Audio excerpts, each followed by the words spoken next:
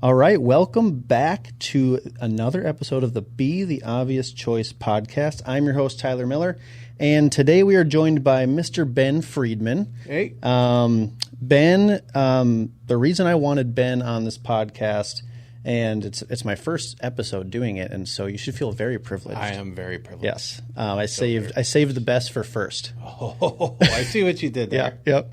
But the reason I wanted Ben on this podcast, so in case you haven't ever listened to it, it is called, again, the Be the Obvious Choice podcast. What I mean by that is who in my life is the obvious choice for something, whether that your go-to guy. Who's my go-to guy or gal for that aspect of my life. So, for example, Ben Freedman is my go-to guy for all things in the auto world. And Ben also is a go-to guy for a lot of other things in just, life and business and just how you treat people. And, we'll get into some other things. But he's the obvious choice in our community, in my life, for the auto world. Yeah, hearts. And so I wanted to have you on to talk about that. So during the podcast, we're going to be covering Ben's new endeavors.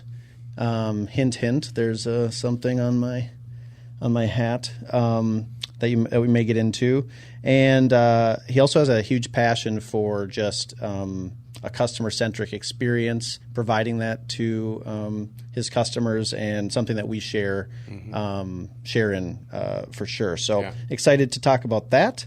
How me and Ben met. I think it's just kind of funny because someone asked me that earlier today, and we met via Facebook. We were just like Facebook commenting and interacting. Well, I just moved to the Lakes. You had just moved in the Lakes. Yeah, into the October 2020, and you started popping up all over the place as people I should know, so we friend requested you. And next thing I know, we were friends. Yep. And I'm like, I should probably get to know this Tyler Miller guy. Yeah. And so we had lunch at the tavern. But there was a little bit of like fun commenting back and forth before that, if I recall. It was like, when is there not fun commenting? I know, in the Lakes? But you were you're very good at it. Like you were very, I don't know, you were just like always Johnny on the spot with like a fun comment or just something, right? Yeah. And I was like, man, this Ben Freedman guy's pretty cool. And so, when you reached out about grabbing lunch at the tavern, that was obviously like, I got to meet this guy. And we've been really good friends ever since. Yeah. Great neighbors in the community here in Blaine. So that's how I know Ben. He asked me out to lunch, and I said yes. No, it was just lunch. It was just lunch. But so anyways, enough of me talking. I'm going to throw it over to Ben. I want Ben to, which is weird, by the way, because I don't call you Ben. No. Ever. No. He's Freedman. Freedman. All right. So if you call him Ben, I mean, that's fine. But his name is Freedman. Yeah. His last name. But I want to throw it over to Freedman over here to give us some background. So tell us about your family, and then you can kind of go into your business, your work experience. You have a vast history of some work experience I'm very interested to hear about. Yeah. So start there. Yeah, absolutely. So born and raised in the Pacific Northwest. Where exactly? Well, I was born in Portland. Portland. And then raised in Tacoma, Washington. Yep. Moved out here almost 11 years ago for a career move, which was awesome. Never thought in a million years I would say I live in Minneapolis, Minnesota. Right. Let alone Blaine. Right. But me neither. Yeah, but it's funny how that happens. Yep. And I was talking to some other people earlier today, and what I think or what I feel about living out here is it was meant to be. Yeah. I have people like yourself and all my other friends that I feel like you guys were waiting for me to move out here my whole life so that we could be friends. Yeah. Right? Like moving halfway across the country, not knowing anybody is scary.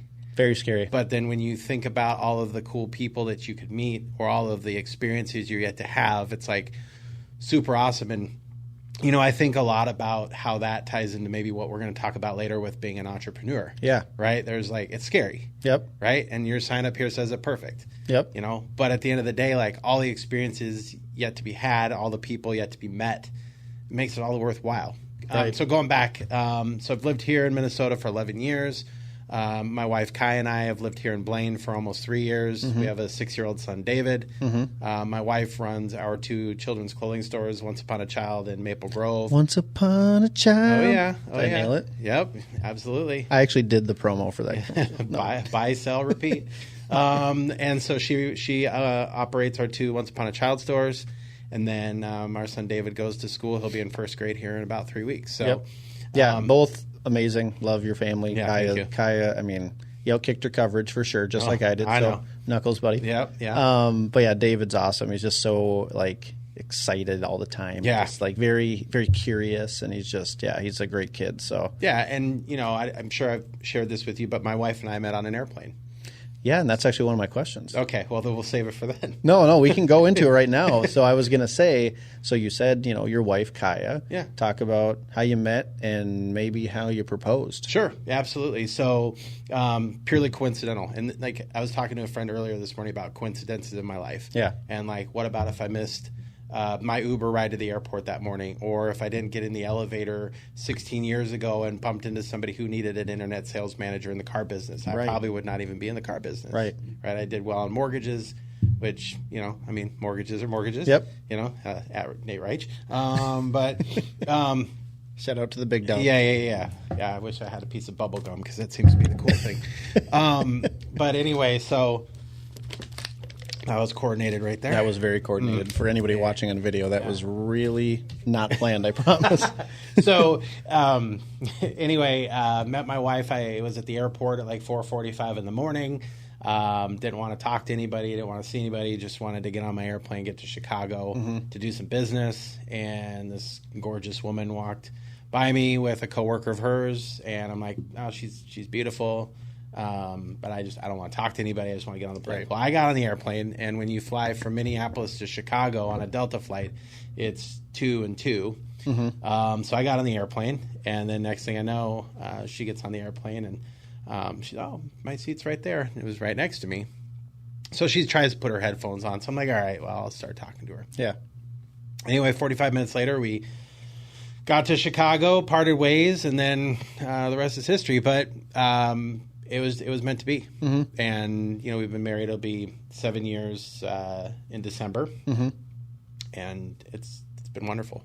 So how'd you propose? Because it's the coolest. You have it on video, don't you? I do. I think I've seen the video. Yeah. But you got to share with the people listening. Oh, yeah. So and make sure you lean into the mic there because we got to hear this one. It's a good one. Can you hear me now? Yes. Is this Clarice? Why, hello, Clarice. Hello, Clarice. So podcast gonna be 3 hours. Just doing movie. No. So we were flying to. There's a theme here. Flying. We were flying to Orange County, Newport Beach for Thanksgiving back in 2016. We had already bought the ring. We had. Long story short, we found out we were pregnant in October of 2016, and so we went out and bought rings like the following weekend because we knew we wanted to be married. But I wanted it to be a very special proposal.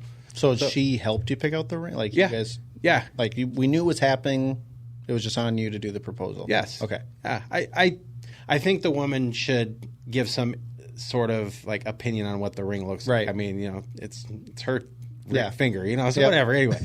So we're flying to Orange County, and I get a call from the pilot that there was something urgent that he needed to speak with me about. And I had already had this planned. I planned this through Twitter and Delta because I've flown 150,000 miles that year, and I was pretty well known on a first-name basis with them. So got up to the front of the plane, and it was for Thanksgiving. So, I'm a big believer in appreciating the military. So thank you for your service to anybody watching this. Absolutely. And I proposed. I asked Kaya to come up. And in front of everybody. In front of everybody. On the plane. Yep. And they had champagne on board. And so I proposed. She said yes. I didn't have to cancel her plane ticket home. And then we had a big party on the plane. So it was awesome. It's such a cool video. Yeah. It's a cool memory. Yeah. It's a cool story, but that takes some balls, man, to do it on an airplane. Like, you just never know, right? Well, and you know what, I mean, at the end of the day, you know, you miss every opportunity you don't take, right? And so, you know, I wanted to make it memorable. Admittedly, I'd been married before, so, you know, I really felt that this was my opportunity to have my happily ever after. Right. So, right. Yep. Well, I love the story. Thank you. Yeah, it's literally, talk about how you proposed to Kaya right on my notes. You led right into it. So you mentioned, like you moved into Blaine, right? You moved in the community. So talk about like where you live. Yeah. Like, so what community do you live in? I live in the lakes. The Lakes of Blaine. The Lakes of Blaine. Right. The Lakes of Radisson in Blaine. In Blaine, yes. Yes. And AKA Tyler Miller's neighborhood. Yeah, well, maybe one day. Yeah. But yeah, no, I live in the same community, and Ben happens to also live on the lake. He's on the other side of the bridge. Yeah. But, you know, he's on the lake. Under the low bridge. Under the low bridge, yeah. For all you lakes people, you know what bridge we're talking about. Takes a real man to get under that low bridge. Oh, it does. Yeah, I still haven't, so I'm not on your level. But I take my top off when I... Yeah, yes, you do. You love taking your top off. I do love taking my top off. Like, talk about just, like, living in the lakes and living in this community. Like, what has it meant to you? What has it done for you? Yeah, so complete eye-opener. When we moved here, we were living in Brooklyn Park, just by Target headquarters, I have to say that. And it was either buy a second home up in McGregor, where my wife was originally from, or find a house on water. And we were scrolling Zillow one day and found our house and just went and looked at it. And I was like, well, let's just make a stupid offer. Right. You know, test the realtors, because you never know how realtors are. Yeah, those realtors can be shady. They can. For sure. Yeah. And they accepted the offer, so it kind of was like a moment, you know. And got our house sold in Brooklyn Park. But, you know, kind of like my move out here to Minnesota is kind of like our move to the lakes. Like, great people kind of waiting to embrace us, a lot of amenities, a lot of room for activities.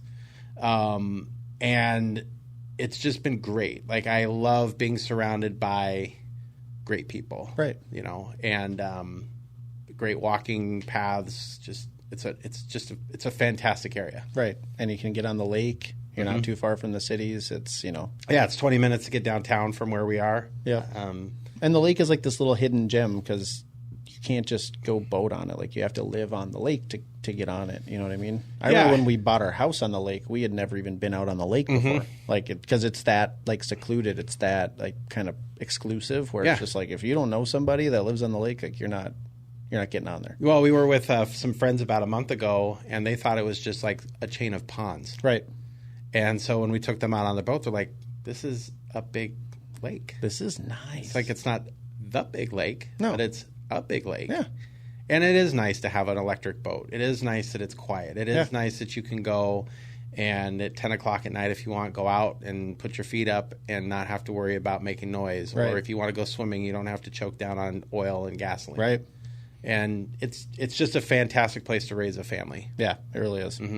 Well, we're happy to have you in the lakes. Well, thank you.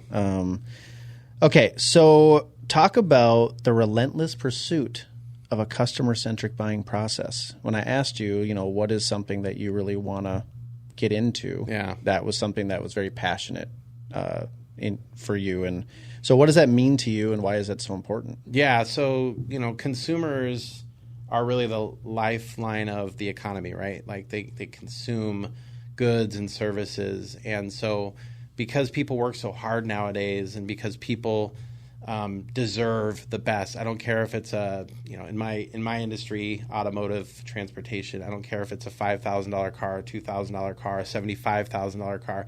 At the end of the day, those people, everybody deserves a great experience. Everybody deserves to be communicated with. Everybody deserves the truth. Everybody deserves to see what something truly is, whether it's good, bad, or indifferent, right? Right. Oftentimes we talk about everything that's positive, but we fail to talk about what is lacking in positivity. I don't like using the word negative, so lacking in positivity, right? Yep. So for me, customer-centric equals transparent. It's, hey, you know, you want to spend $2,000 on a car, that's awesome, but I'm going to tell you $2,000 is just your cost to play. Right. $2,000 is probably going to be in a year another $2,000 in maintenance, right? Or for another $1,000, you can get a $5,000 car because the $2,000 to acquire, $2,000 to maintain, another $1,000. You can probably get a car that's going to last you a couple of years. You know, or if you want to use that money as a down payment, we can find a car that's going to last you and maybe even have a warranty. So it's always getting to know who you're working with, what they're looking for, how long they want to have it. Do they have a backup plan if something happens to it? But then catering an experience around that person. Nothing should ever be cookie cutter, right? No. And, you know, in the automotive industry, we have what's called the road to the sale, right? So there's the meet and greet, the needs analysis. Nothing should ever be cookie cutter. And everybody should always feel like something was made to order. I like using the word bespoke. So bespoke? Bespoke. Ooh, all right. So bespoke typically is a couture term. Meaning cut to make or made to order. I've always had this hashtag ever since I was maybe like 20 years old called Think Bespoke. Right? Think bespoke. Think bespoke. So hashtag Think Bespoke. And what the origin really of that is think of anything that you do, but do it catered to that person that you're talking to. Right. So I'm not going to sit here and crack a beer with you. What am I going to do? I'm going to crack a White Claw. Absolutely. Because that's your jam, right? Absolutely. But I know, like, I could go and have a Pabst Blue Ribbon with somebody, or I could go get a piece of bubble gum and chew it with Nate Reich. Right? We all could. Right, yeah. You got to be able to blow a bubble, though. Blow a bubble while you're getting a picture taken. I mean, it's just that awesome. Pretty impressive. But, like, you know, at the end of the day, like, if you think bespoke, right? And that ties into the whole customer-centric thing of, I'm working with you today. I want the experience to be all about you. Right.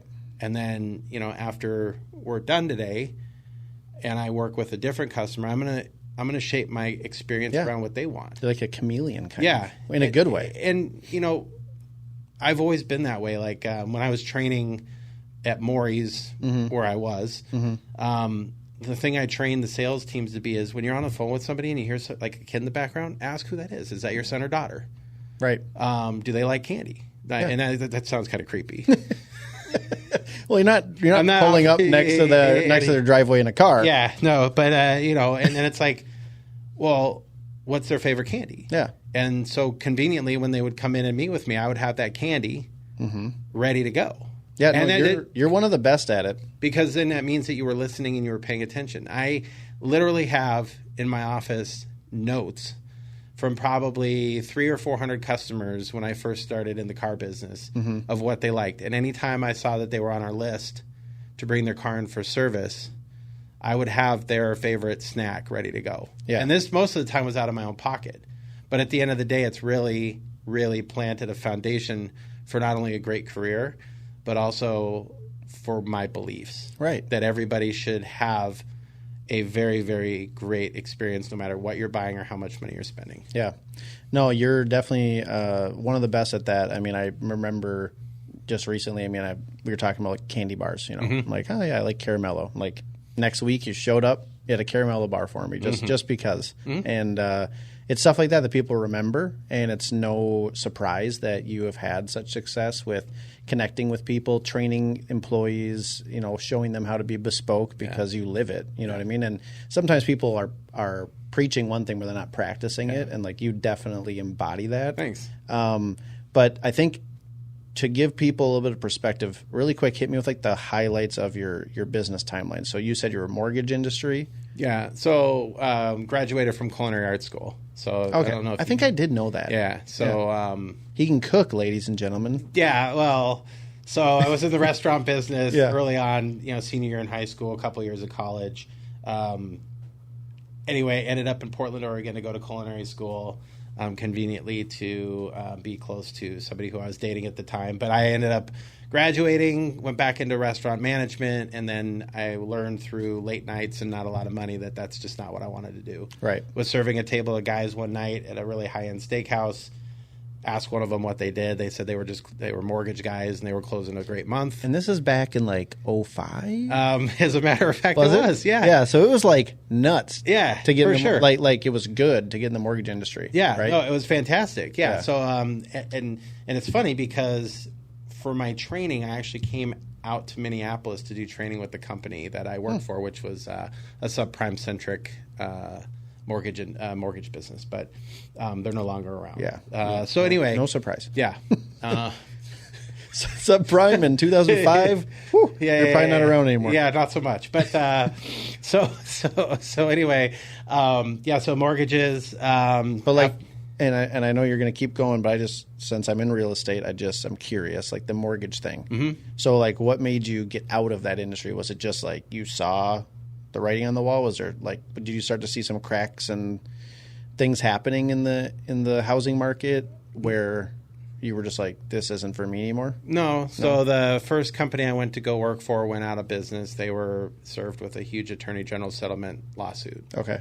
And it was interesting because the company had spent probably $500,000 getting every employee to Anaheim, California to talk about how great things were. Yeah. And how stable the company was. And we got through this and rah. And then literally a week later, all branches were closed down at the exact same time. Jeez, that's intense. Yep. So I went to go work for another full spectrum mortgage company, and about 6 months after that, they started laying people off. So I felt some turbulence. Yeah. Without knowing it, because I mean, to be honest with you, I wasn't a student of the industry. Right. You didn't know. No, I didn't. I just knew that I liked to sell and I liked making money, and being 24 driving a really nice Hummer was pretty freaking cool. So you had success? I've always in some way, shape, or form had success. Yeah. Right. And I'm not touting that. It's just because we all have different definitions of success. When you're 24, it's not seeing your wife and son smile. Right. Right. That's my definition of success now is making sure that my family's really happy and taken care of. Right. Mm-hmm. And I'm not going to get too deep in that because I'll choke up. But I might have more questions about that anyways. Okay, well, I might make you cry. You better go get some Get some Kleenex. Yeah. But no. So anyway, long story short, and then just how it all ties together. Decided to take a couple months off from a job. I just had left the full spectrum company. Finished brokering a couple deals, and I'm like, I'm gonna take a couple months off, and I'll figure out what's next. Right. And got in the elevator of the apartment building I was living in downtown Tacoma, Washington, and this girl was crying, and I was like, what's wrong? And she's like, well, I just lost my internet sales manager, and I don't know what I'm going to do. I'm like, well, I like cars, I like people. I wanted to take time off, but I'll come help you until you can find somebody. I ended up being there for 3 years. Wow.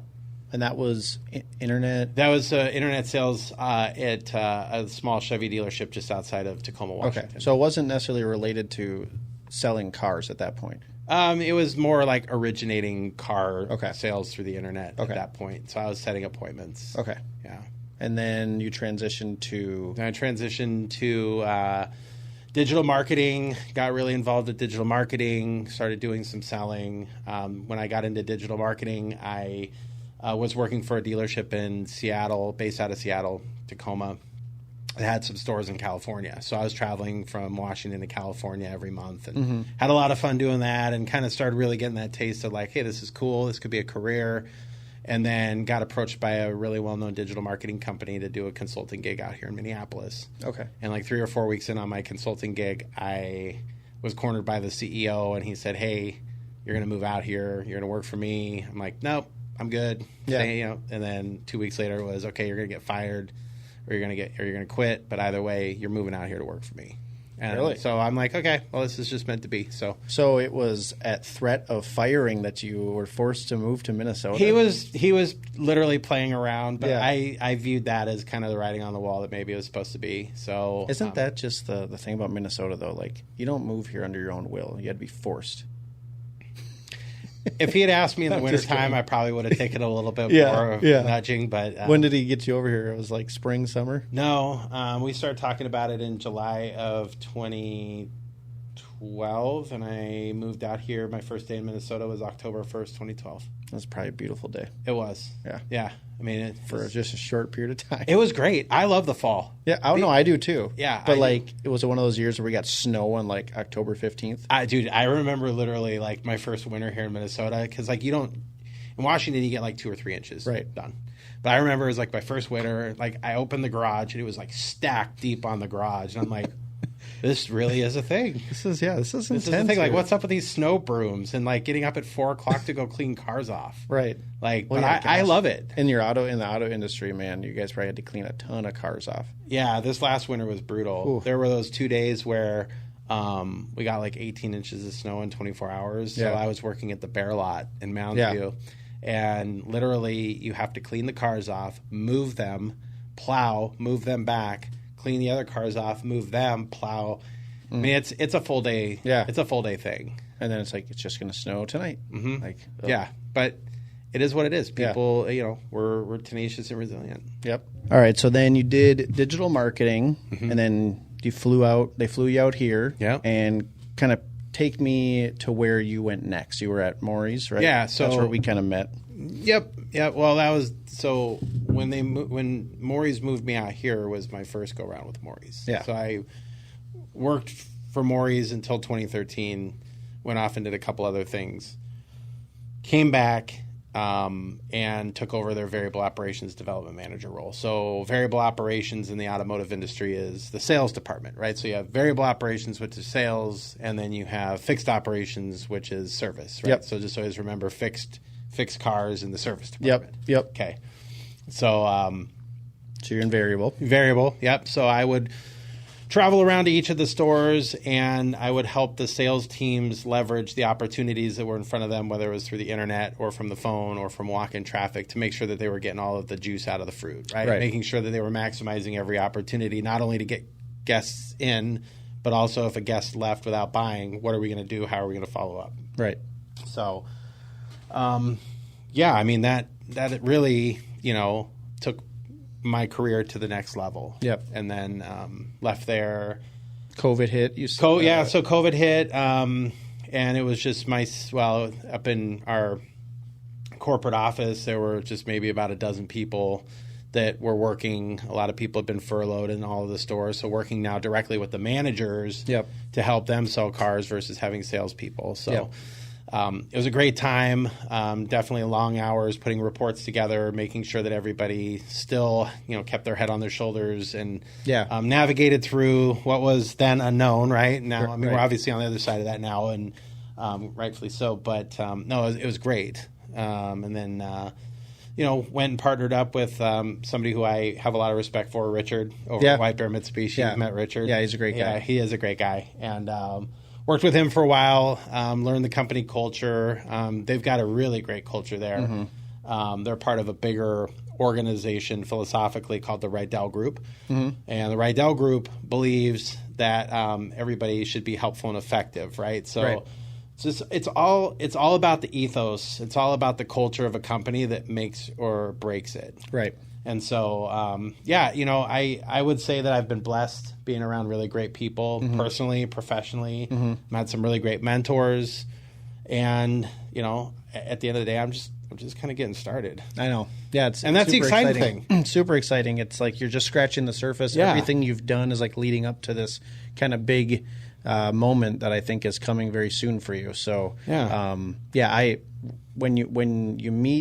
I meet someone like you, it's very obvious to see that you are meant for, providing that type of experience, and it's really cool that you get to like pass it on to people, like as a consultant or just as their boss when you're at the dealerships. Like, but it all starts here, man. Totally. I mean, that's the thing. You know it. Mm-hmm. You're an absolutely phenomenal family man, right? I think that's something we share. Yeah.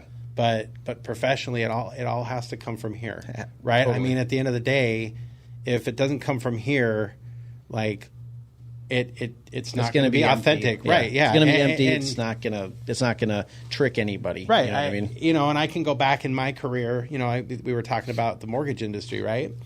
I didn't have it coming from here, right? I just knew that a lot of stuff was going into my wallet, right? And I had a great time and a great life, but then. It started coming from here when I met so many great people in the automotive industry that just needed that passion, right? Right. Like there was like a little spark in their heart, and they just needed that like igniter fluid to really get that passion going, right? And authentically, yeah. Because you can have passion and no authenticity, but at the end of the day, people see that too. It has to be authentic. People know I love what I do. I still There was a gal that bought a car from me when I was a manager at Maury's Kia in 2013. I still to this day get text messages, hey, can you help me find a car? Yeah. You know, her mom and her own a very successful trucking company down in southern Minnesota, almost Iowa. Mm-hmm. And they still to this day will text me, hey, I'm looking for this. Can you help me find it? Right. And I will. Yep. I will. I know. Maybe a segue into something that you have coming down the road. That Maybe. We'll see. We'll see what happens. All right. Well, I appreciate you sharing your history Yeah. about or with us about your business and all that stuff. But let's get into some other stuff here. So, let's see here. What are you most passionate about when it comes to your business / auto sales? Is it delivering the bespokeness, or what is it that really sticks out to you?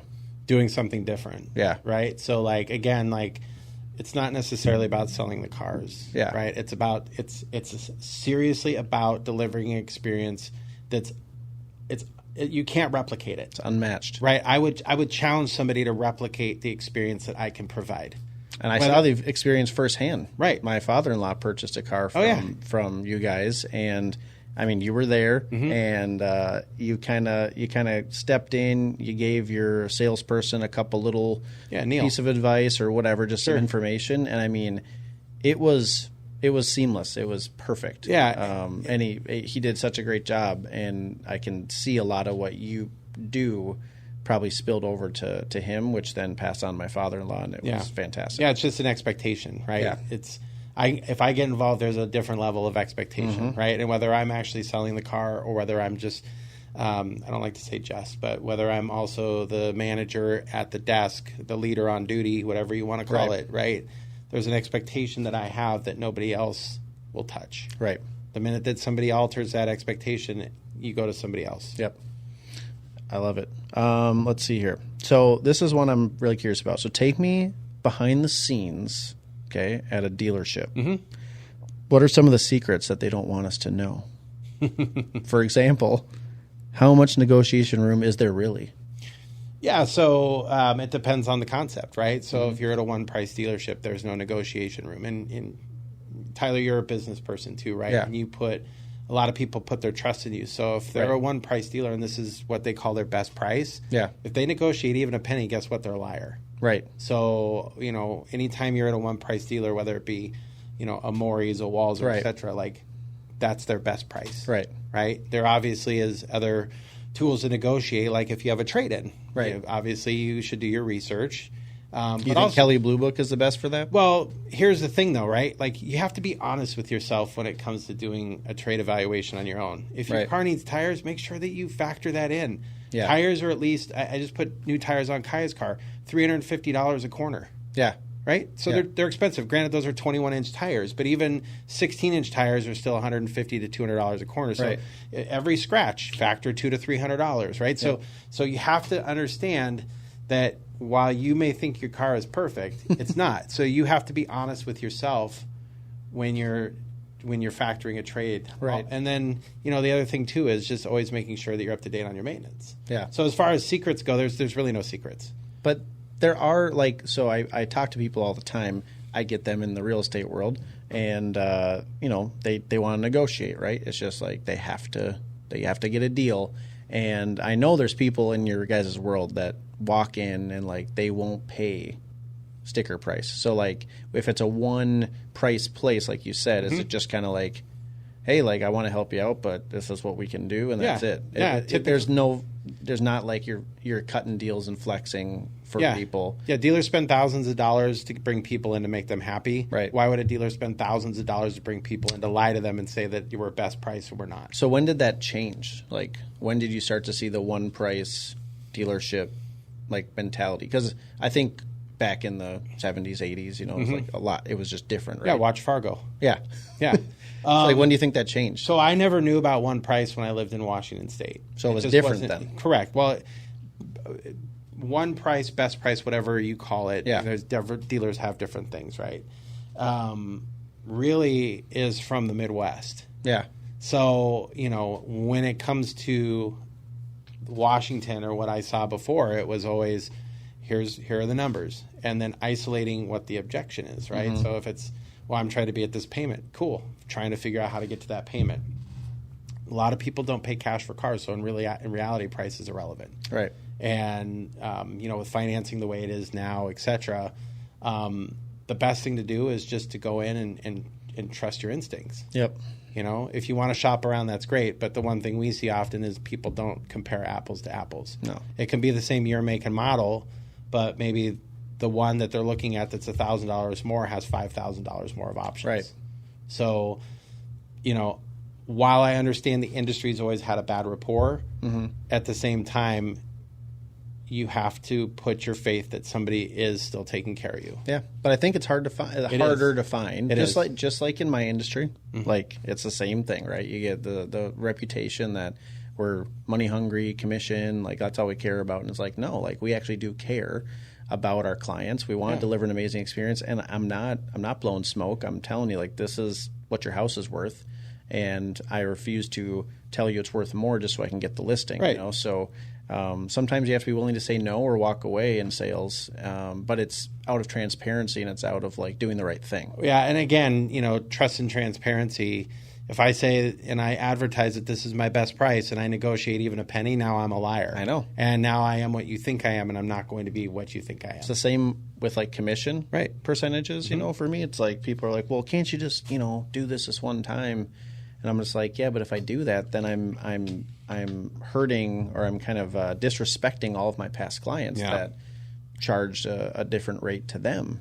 So it's like, yeah, at some point you just got to be able to be like, yeah, you're just not the right fit for what we're doing, and I'll help you. I'll help you if you need it. Otherwise, maybe go somewhere else. Yep. Lease or buy, and why? Yep. So depends on how you drive. Depends on your behavior. So I lease my cars. Yeah. Because I know for me, I don't drive more than 15,000 miles a year. Yep. I know I take pretty decent care of my cars. Yep. Right? And at the end of the day, I would rather always factor in having a car payment than having to factor in if I want to get in my car one day and turn it on and it doesn't start and it's $3,000 or $4,000 to fix. I'm also a lease person, but I just recently had to buy my car. Okay. Because the lease was up. Yep. And it would have been, a lot more money to get the same vehicle, basically just 2 years newer or whatever. Right. And like with the COVID disruption, it's like weird that I had, it was like a good deal at that point, to buy it. Sure. But I was just like, I guess I will, but it bugs me that I own a car now because I don't really want to own one. Yeah. But I always like to ask, like, whoever I'm working with at the dealership, I always ask them, like, what do you do? Every single person tells me to lease. Yeah. So again, if you drive thousands and thousands of miles a year, like if you drive over, I would say 18 to 20,000 miles a year, you're probably better to purchase. Right. But if you take good care of your car, if you like something newer every couple of years, if you don't want to have to factor in the maintenance after warranty's up, if you like always having that warranty, leasing is the best way to go. Nice. I like that I'm doing it right. Yes. You recently lost between 50 and 60 pounds. Okay, so we're going to go away from the auto world. Sure. I want to talk about this. Yeah. So the person you're looking at lost 50 to 60 pounds very recently. You were doing keto. Mm-hmm. You completed 75 hard, which also inspired me and my wife to do it, which we then completed it. So thank you for that. Talk about your experience and your drive. Like, where does that come from? Yeah. And any advice for the listeners? Oh, like why, first off? Yeah. Kaya came to me one day and she said, I want to do the 75-day hard. Yeah. And I said, well, I don't know what that is, but that sounds kind of fun. And this was, this was the beginning, or this was the middle of February she came to me, and we started March 1st. Mm-hmm. So you have to remember March 1st in Minnesota is not fun. No. So it literally was 45-minute walk outside in the snow, 45-minute workout on our Peloton. Oh, yeah. Yeah. Oh, yeah. I got some questions about that. Okay. It is true what he says about my legs. But anyway.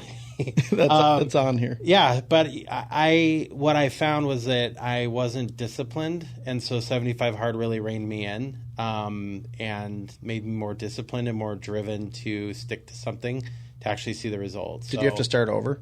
No. Or did you just do it all the way through? I did it all the way through. Yeah. I was a one and done too. Yeah. Like a lot of people I talk to, like that's not very common. They'll make it for a little bit and then they forget to take a picture or whatever and they're done.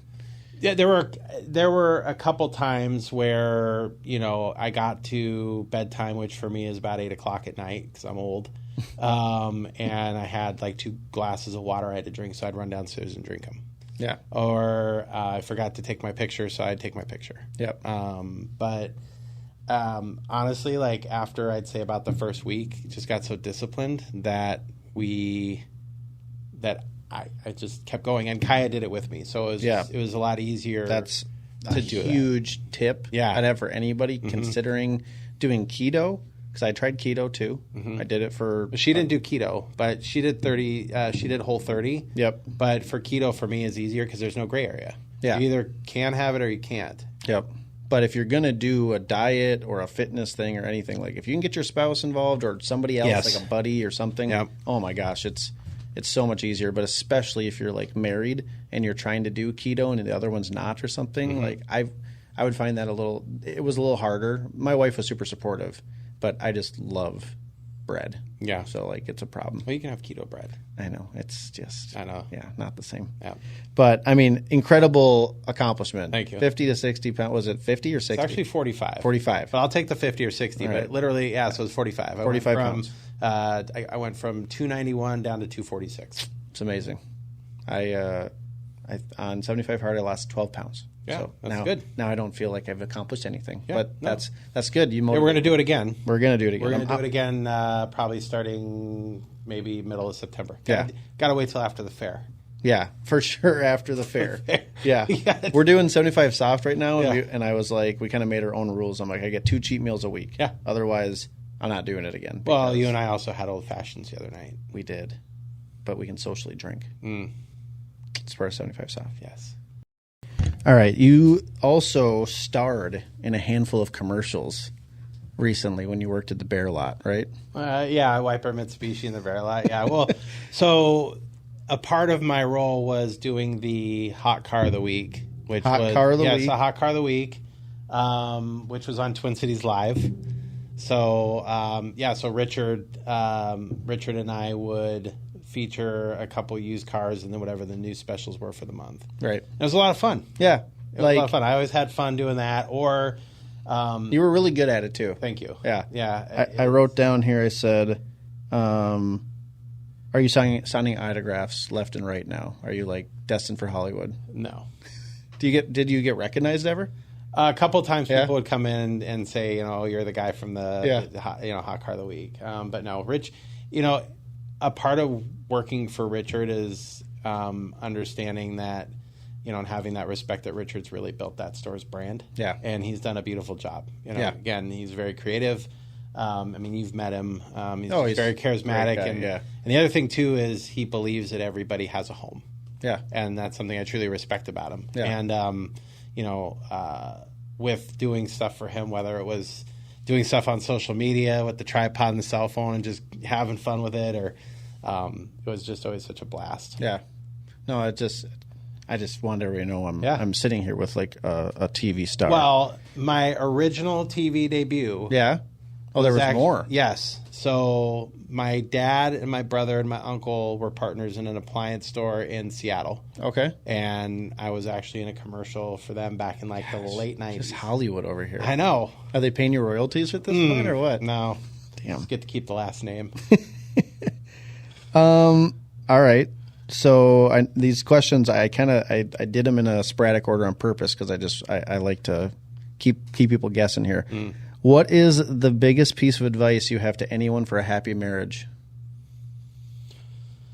Yeah. So I would tell you, given my wife's drive for success and for it's finding somebody who levels you up, but then who also allows you to level them up, right? Yeah. So, obviously as the last couple weeks have panned out, there have been some changes in my life, professionally, and there have been several times where I've panicked, and my wife is literally right next to me saying everything's going to be fine. She's your biggest fan. She's your biggest support system. And I'll tell you what, that's the biggest piece of advice I can tell you is when you find that person, just love them. Yeah. Right. Just absolutely love that person. Yeah. You know, for who they are.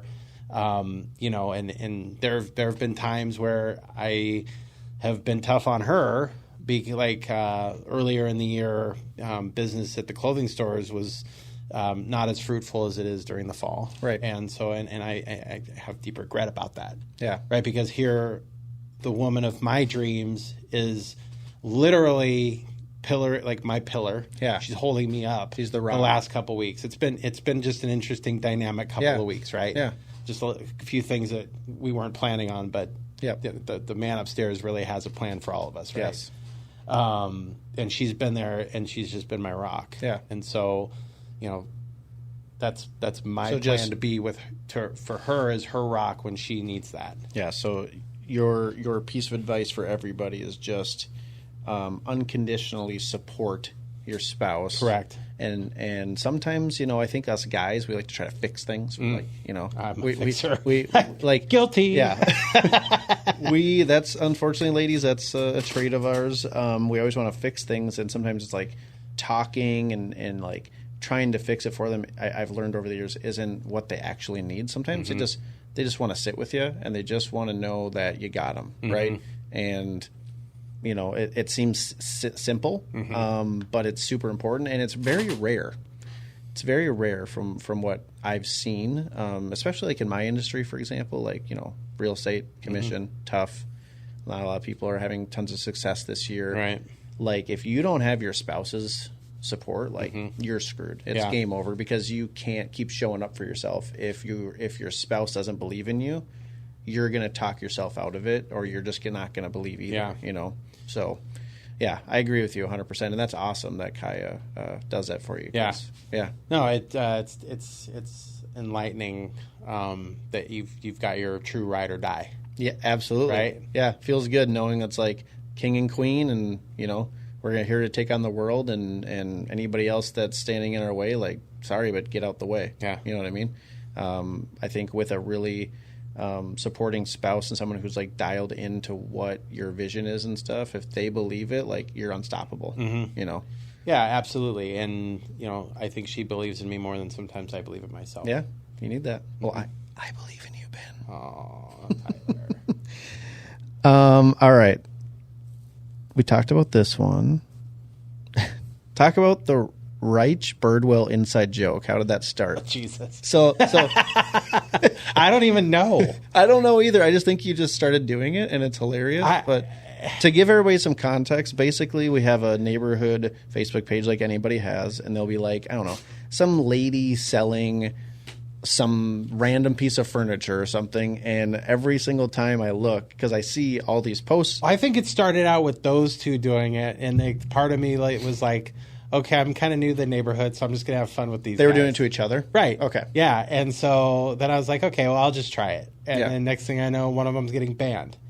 And then texting me saying they're banned. And then, like, so now it's to the point where somebody in the neighborhood's asking for a ride to the airport, and, you know, Nate owns, you know, like Righteous Transportation, RAICH, you know, Righteous.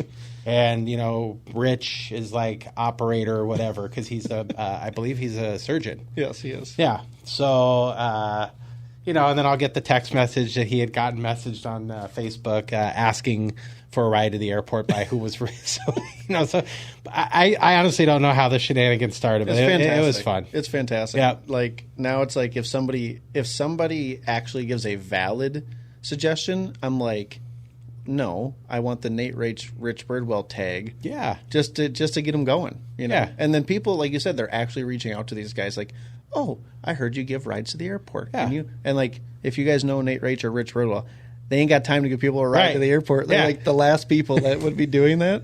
So I love it. Yeah. Every time I see it, I just start laughing. So, Michael Simmons and Baltimore. Oh, geez. Are we Great obsessed? guy. We are obsessed. The Brooklyn Bonfire. Let's and chat wine. about this. Yes. Like, so how do you know him? Baltimore. But did you meet him at Baltimore? Like, Yeah. Okay. But what's interesting... But you said you met him first. Well, I mean, I think I was going to Baltimore first, because I think I introduced you to Baltimore. I don't know. I don't remember. I don't either. But his girlfriend and Kai have known each other for a while. Okay. They used to work out at like Orange Theory or something. So, if you don't know what Baltimore is, it's a very nice environment. Kind of, I don't want to say high end steakhouse, but it's a nice spot. It's a nice spot. You can get good old fashions, good steak. They got a really cool kind of like quirky menu. There's a drink on there called It's Britney Bitch. Like, it's fantastic. You know? I've never had It's Britney. Ashley had it last night. Okay. It's great. There was a lot of You Britney went there last Bitch. night? We went to Six Smith, which is like the same thing. Yeah, but they have just on the water. Yeah. But so anyways, for those of you that don't know, Baltimore high-end steakhouse, Michael Simmons, he is the general manager there. You should have him on here sometime. Oh, I'm going to. Okay. I can't wait. But he is a wealth of knowledge when it comes to wine. He and food, and like everybody that I talk to at that place loves him. Yeah. Every employee raves about him. They say that he like treats them the best they've ever been treated throughout the restaurant industry. And anyways, every time we come in, just like I'm sure when you do, he stops by. He makes it a nice personal experience. Yep. He chats about the type of wine and like the wine I drank last time, which I'm not a wine guy, but he sold it real good. It was like some guy was like, he had like a 15-year ban that he couldn't make wine because he had a non-compete or something. Oh. And then he was in the desert. And then after 15 years of having this ban, he like went and made this wine or came up with the concept while in the desert. And like no one else had it in Minnesota except Baltimore. And I was like, that's the story I want behind my wine, Michael. But Thank that's you. what makes him the greatest. Bespoke. Right? Bespoke. Right? Right. He's like, that's it. It for him to be able to tell you the story behind it makes the experience that much Well, he had better. met the guy too, and he like went and drank wine with him in California or something. And like, I'm just like, dude, you're amazing. So big shout out to Michael. Yep, Michael's a great guy. We're your number 1 and 2 fan, or number 1 and 1A. But yeah, we're obsessed with Baltimore. It's great. Baltimore. Before we get into like a lightning round, because I have really quick lightning round questions. Geez. I have 2 final longer questions. Okay. What does the future hold for Ben Freedman? Yeah. What's kind of like your 5-year, 3-year plan? Like, what are you thinking? So, I've always had it in my heart to help as many people as possible. So however that pans out, whether it's the future of Freedman Automotive, whether it's I can't really answer that other than the fact that my heart is to help as many people as possible, right? Right. Having the resources do it, or creating the resources to do it, having the network of good people to help me do it. But at the end of the day, the future of Ben Freedman is helping as many people as possible, doing whatever it is, whether it's mentoring them. That's why I love what I do. Yeah. Like that's, one of my favorite things to do when I'm not doing what I do, which I don't know what I do, but I do it. Figure that one out yourself. You do it. You do it well. Yeah. But whatever it is, we don't know. Right. But one of my favorite things is to, and Kyle will tell you this, I'll go on a Saturday morning, I'll go buy a few dozen donuts, I'll put my Ben Freedman Automotive sticker on it. Is that this? Is that what we're going with? Yep. So Freedman Automotive. Yep. So... I'll literally go to random dealerships and I'll just drop them off, shake some people's hands. Hey, you're it's nice to see you today, and I'll just leave. Yeah. And if I get a call, I get a call, right? Yeah.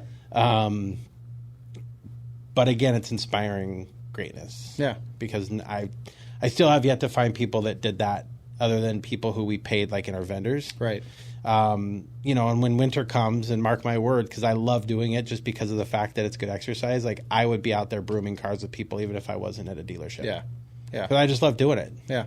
Plus, it's 75 hard. Yeah. Right.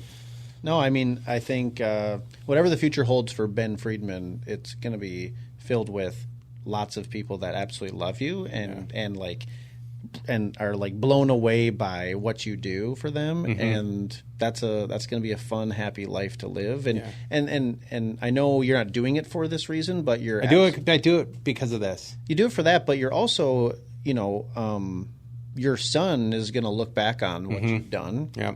And it's going to be very inspirational. Yeah, I took him. He wanted to go on a field trip a couple Saturdays ago, so we went up to Princeton. I have a friend that works at the Chevy store in Princeton. Yeah. We took him some cookies and some muffins, and David's like, "What are we doing?" And I'm like, "We're gonna go see Mr. Potts." Yeah. And I just hope that I can inspire him down the road, whatever he decides to do, to always just think with his heart. Yep. You're leaving a legacy. Right. And I'm excited to see how it all shakes out and just know that you got my support. Thanks. That's for damn sure. Yeah, you have mine too. All right. Last, bigger question here before the fun little lightning round is you've alluded to it a few times, but what's your why? What, when you wake up and you're like, all right, I'm going to go grind and I'm going to go drop off the donuts. I'm going to go try to inspire people. I'm going to do all these things. What is it? Is it something inside of you? Is it for other people?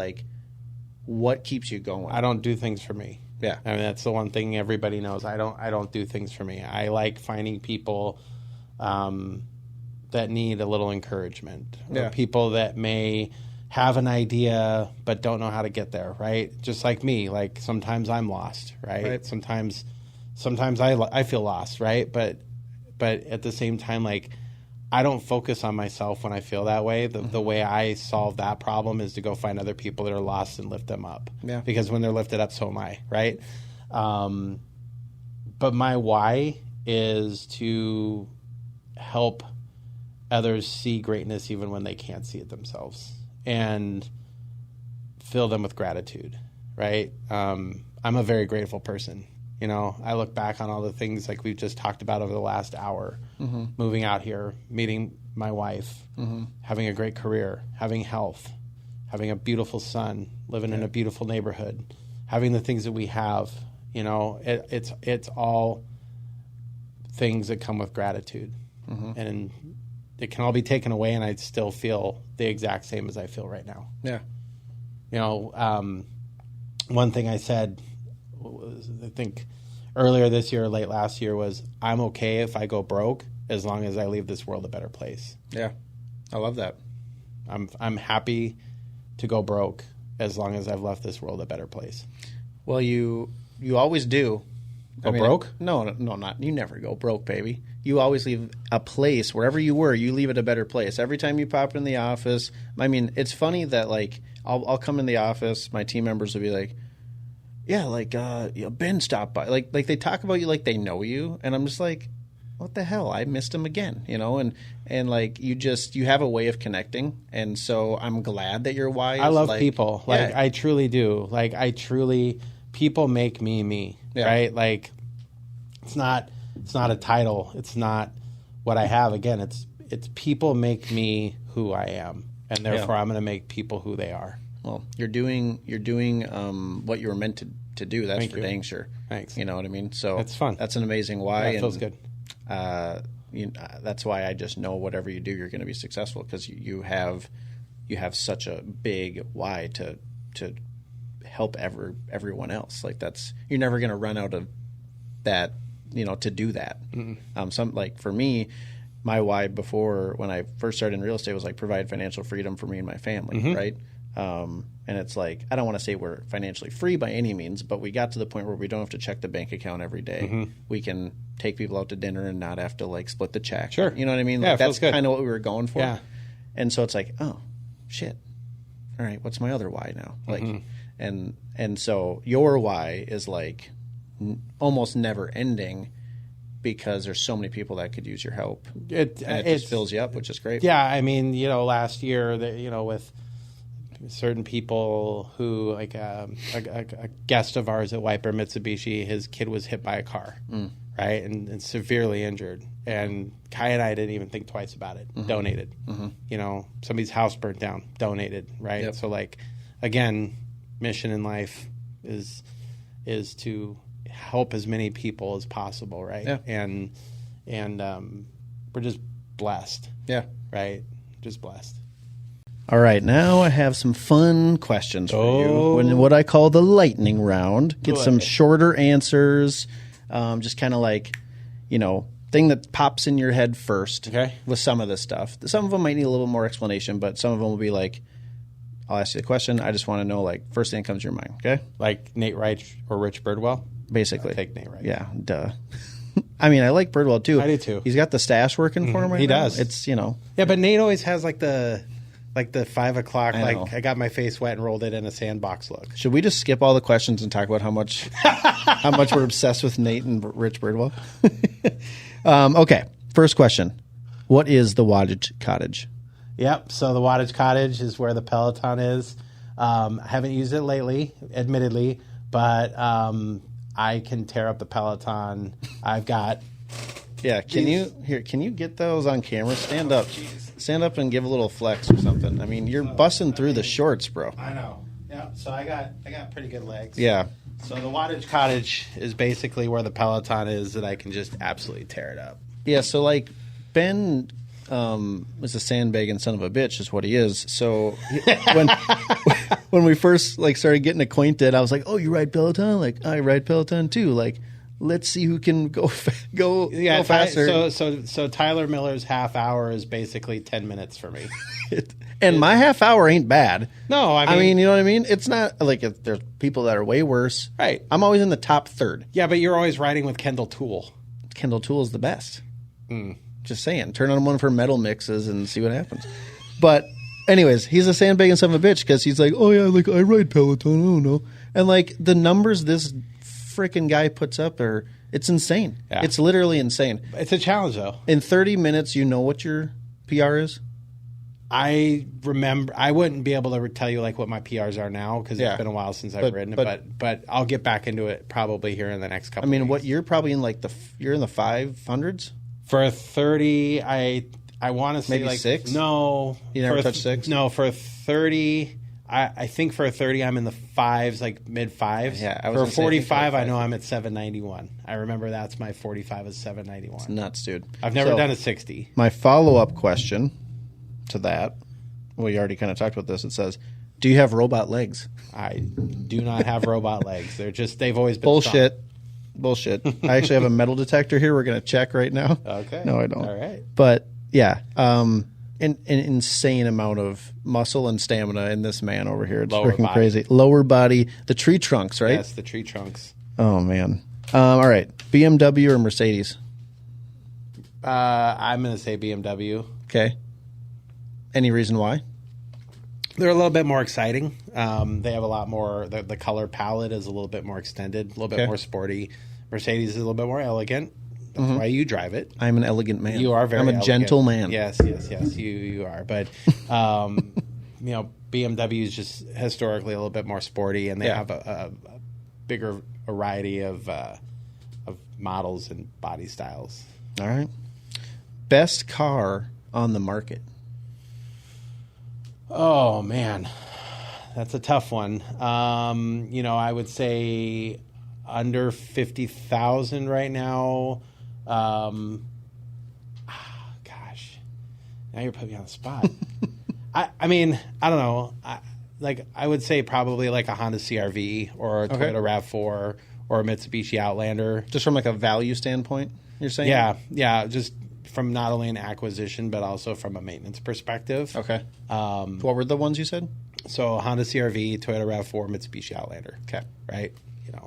As far as over $50,000, I mean...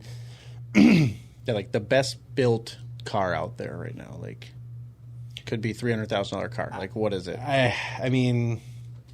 That's a tough one. I guess it just depends on... I would probably go with an Escalade or a Navigator, just because I like how plush they are. The Wagoneer? The Grand Wagoneer. Yeah. Yes. That thing is badass. They are pretty sweet. When I saw that, I was like, oh my God. Yeah, they're pretty big. They're like 120,000 or something. It's nuts. Yeah, you got to pay to play, though. You do. When buying a car... What coverage do you get with it? So, like, the guy comes out at the end and he's like, hey, I got to go over the maintenance plans and the additional, like, if there's rips and tears. Yep.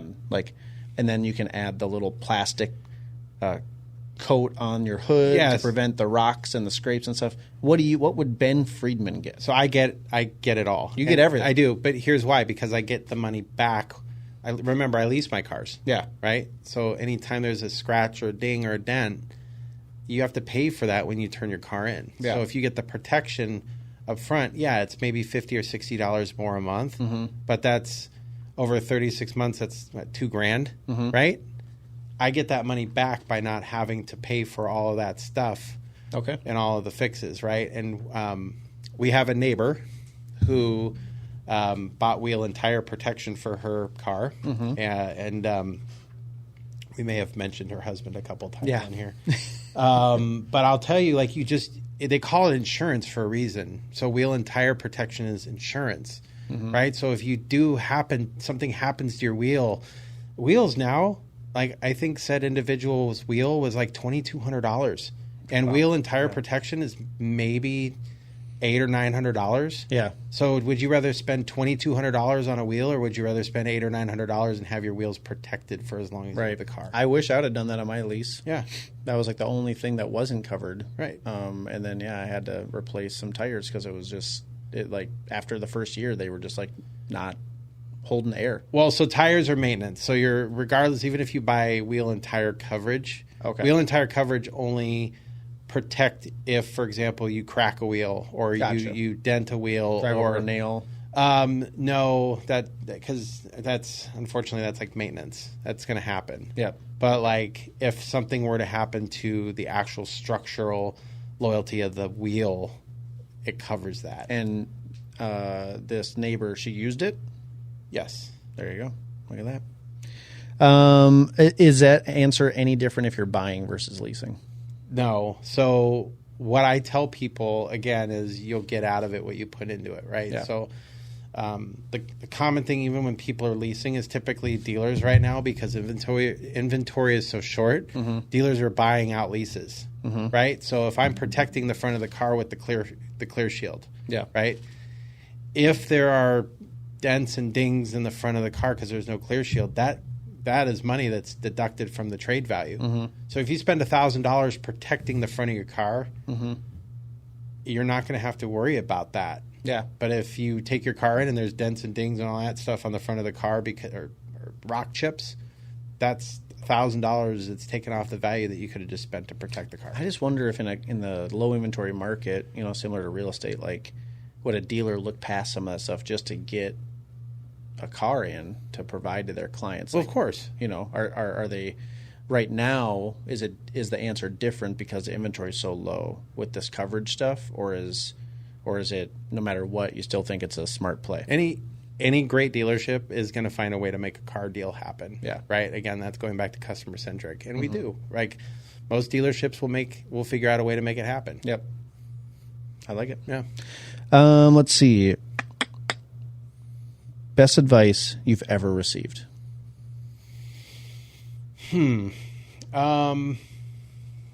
I would say the best advice I ever receive is to always speak up when something doesn't feel right, because then it's your integrity if you don't. I love it. Best vacation spot? St. Thomas probably would be up there. Okay. Love St. Thomas. Love Hawaii. But St. Thomas. What about St. Thomas? I've never been. Yeah. The water is like blue Kool-Aid. Okay. It's warm. You don't need a passport. It's a 3-hour plane ride. Yeah. Where is St. Thomas? It's the U.S. Virgin Islands. Okay. So, and it's affordable. So yeah. Didn't they just get hit by was St. Thomas hit by a storm like a year or so ago? Yeah, a couple, maybe like two or 3 years ago. But I mean, literally, we went with 5 other couples. We rented a home overlooking the water, infinity pool. It was amazing. Yeah, and it was just awesome. But it was a great trip. Yeah, Mexico's fun. But I would say if you want to go someplace just kind of chill, St. Thomas. Yeah, because it's quiet. Mexico typically is more of a party type place. Okay. But yeah, St. Thomas. Gonna have to check it out.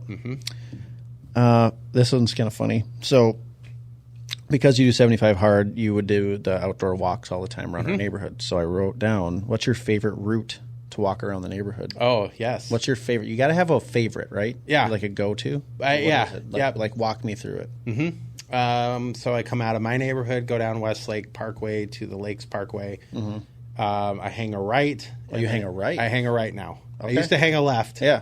But now I hang So you right. go away from the beach. Yes. Okay. So I go right, and then I make a left onto South Lakes Parkway. Yep. Right. And then I go to what's Aspen Lake Drive? nope, Probably? no, You go to Edison? Edison. You No, go- I go Edison. So you just walk over the bridge. Yep. To Edison. Go to Edison. Some days, if I'm in a hurry, I'll go down your street. But most of the time, I've been going around Edison, coming back, and then You go back towards South Lake Boulevard? Uh, Or back towards Lake yeah. So Parkway? basically, yep. So basically, I go down Edison, come around, and basically go across the lake from your house, and then come around next to Nate Reich's. Oh, okay. Yep. And So you then move around there. Yep. And then I hang another right, and I keep walking along, and I go to the neighborhood. I don't know what it's called, Jamestown Road. Oh, Copper Bay. Yes, Copper Bay. Walking those homes, and I used to then take the little beach trail through the beach, and then but I've been going. This morning I did 4 miles. Wow. So that's literally doing the whole lake. Yeah. and then ending up back on Westlake Boulevard. Yeah. At Cloud almost, and then coming home. It was great. That's a heck of a walk right there. It That's was- more than 45 minutes, isn't it? Yeah, it was an hour this morning, but I'll switch it up depending on when I have to be home. All right, this is an important one. Okay. And I already know the answer. Cinnamon roll or orange roll? Cinnamon.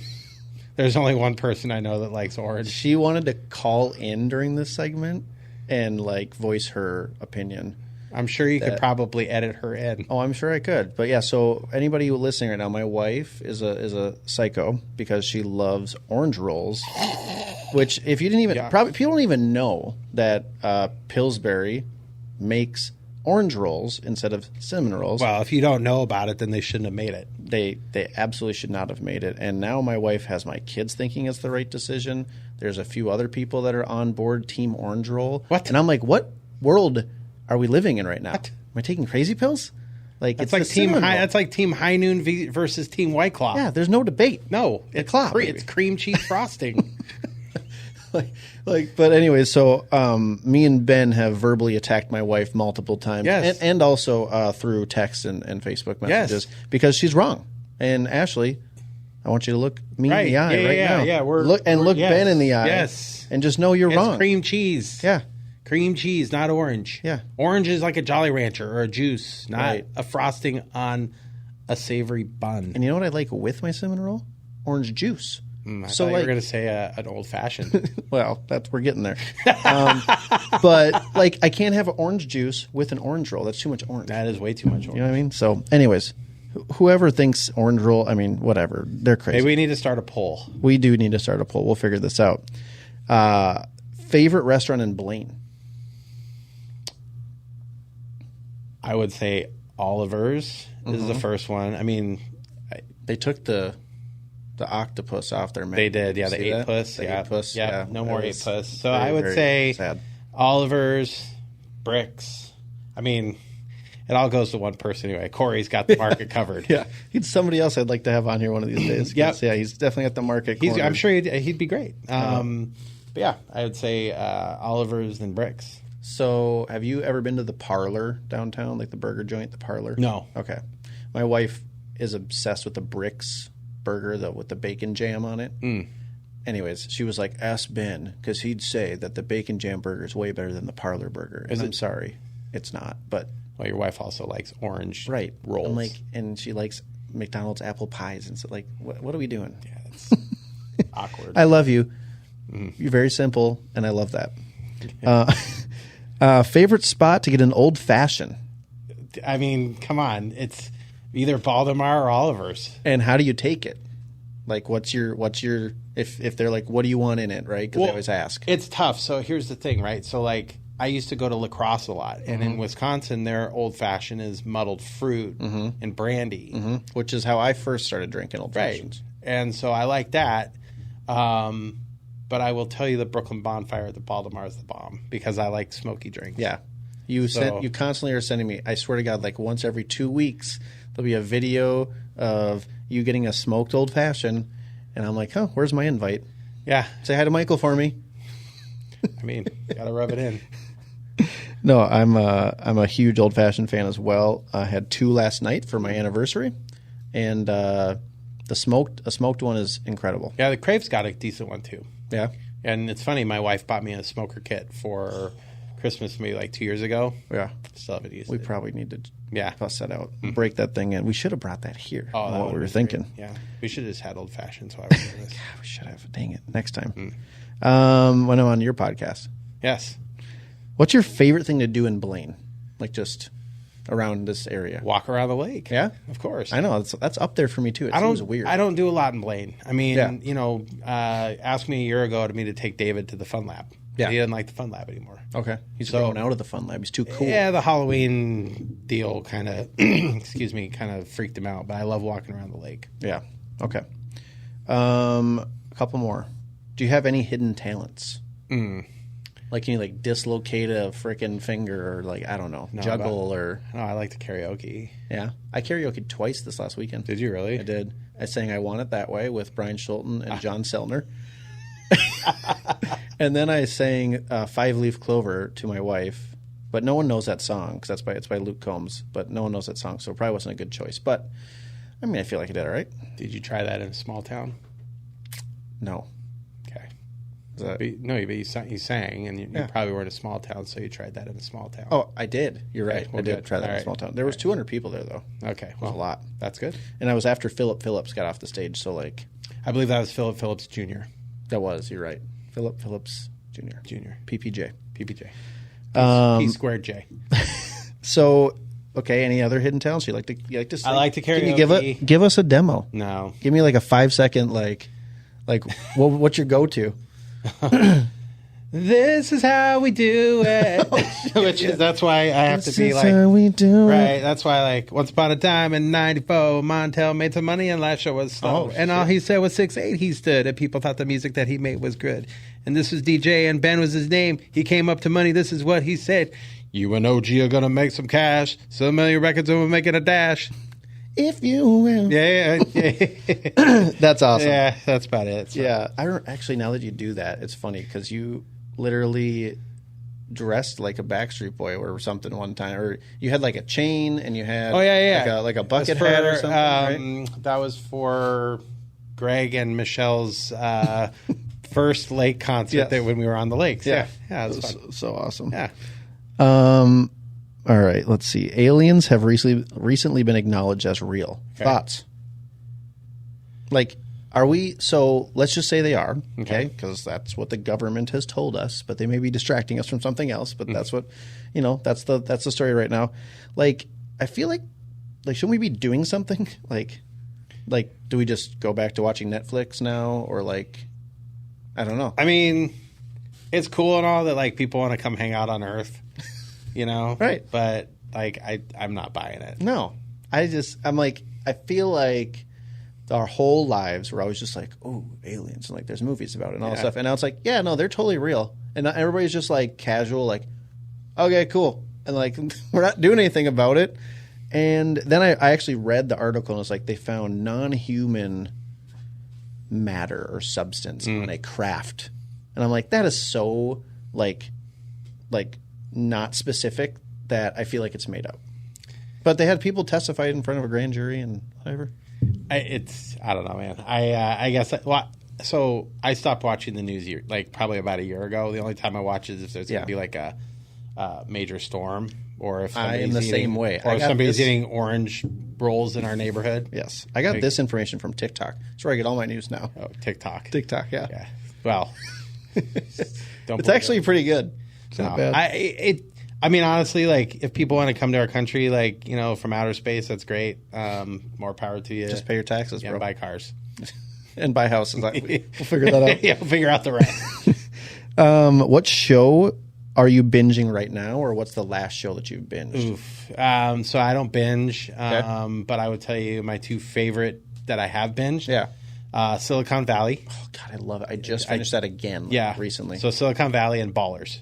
Dude, they're both great. Those are both great. Yeah. Ballers. Great ones. So Ballers is motivating for me. Yeah. And Silicon Valley is just kind of just fun to watch. Ballers is so good. It is good. It's a bummer it's done. Mm-hmm. Best book recommendation? So I would say The Power of One More by Ed Milet. I saw you shared that. Fantastic. What's the quick, like, 2-sentence summary of that book? Oh, yeah. So just, he breaks it down into one more something, right? So like one more prayer, one more habit. I think the biggest concept that I've taken away is we're all born with a temperature, right? And I'm not talking like literally a temperature, but we're all born with a comfort zone, which he calls our temperature. And our goal is to raise each other's temperatures up. So we have our circles where, and hopefully each and every one of us is raising each other's temperature. Right. And if you get around somebody who's lowering your temperature, you need to get away from that person. Yeah. Because maybe that person's lowering our temperature, but maybe they can go raise somebody else's temperature that's at their level. Right. So I'll go on record right now saying that Ben Freedman raises my temperature. You raise me up. He makes me hot. It's getting hot in her. It's actually surprisingly not hot. No, it's not. The fans are fantastic. Yeah, your fans. Yeah, good fan club. I would say, though, the other book is Culture Eats Strategy for Lunch. So, culture is so important. And it's one of the things that I learned, that a business has to have a culture, right? So marketing is what your customers think your business is. Your culture is what your people actually think your business is, right? So we spend a lot of money talking about how great a place is to work, but if the culture is shit, right, then it's just a tactic. Yep. I 100% agree. Culture is everything. Okay, 2 more questions. Yep. How far superior is a Caramello bar compared to all other candy bars? It's pretty much up there. I mean, where can you bite into something and just it just drips out? Yeah, like you gotta be careful. Yep. It's fantastic. If you have not had a Caramello bar, like, what are you doing with your life? Or put it in the freezer for like 10 minutes because it's still cold, but it's still drippy.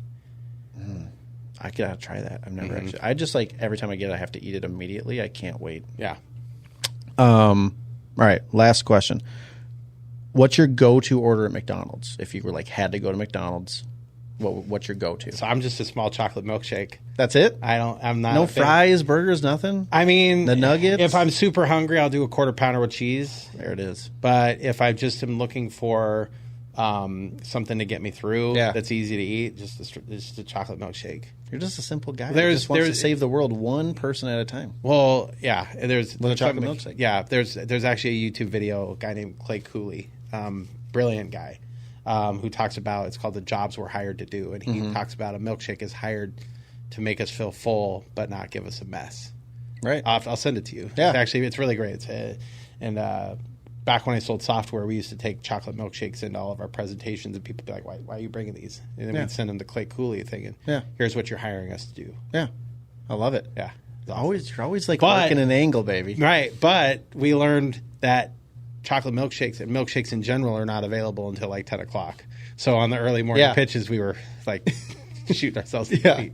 You like have to get your own milkshake maker. But the milkshakes do bring all the boys to the yard. They do. And that is what sums up Ben Freedman right there. His milkshake brings all the boys to the yard.